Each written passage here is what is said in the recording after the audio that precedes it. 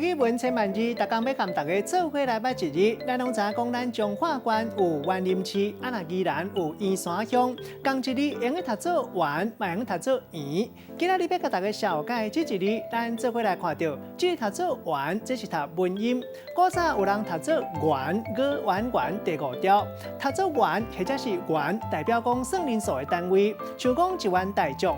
另外团体一份子，咱嘛讲园，像讲会员、职员、队员、演员、议员。